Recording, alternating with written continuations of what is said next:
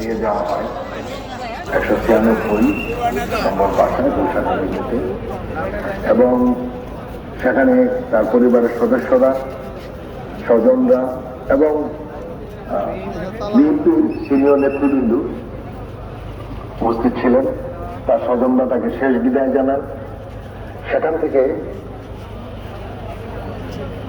11:40 দিকে আবার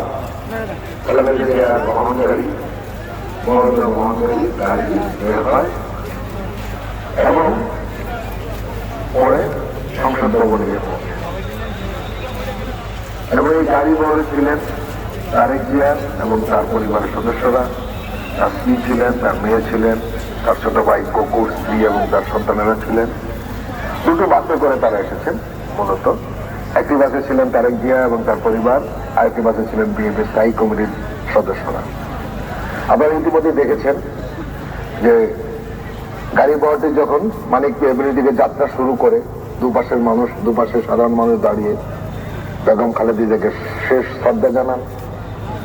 অনেকে ছবি তুলতে দেখা যায় মোবাইল টেলিফোনে, সবাই এই স্মৃতি ধরে রাখতে চেয়েছেন। আমরা ইতিমধ্যে দেখছি যে মানিকপুর এভিনিউতে মানুষের ঢল নেমেছে। দেশের বিভিন্ন জায়গা থেকে মানুষ এসেছে, আসছে। আবার ঢাকার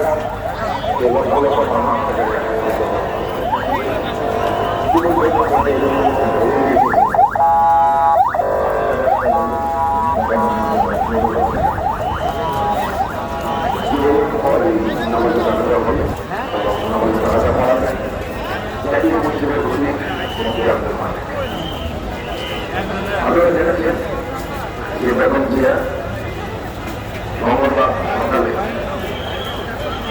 ইন্তেকাল করেন ফুলের দিকে। এরপর সারা দেশ শোকাকুল হয়ে ওঠে এবং তার বিদায় খুব সহজ ছিল। 41 বছরের রাজনৈতিক জীবনে তিনি যে লড়াই করেছেন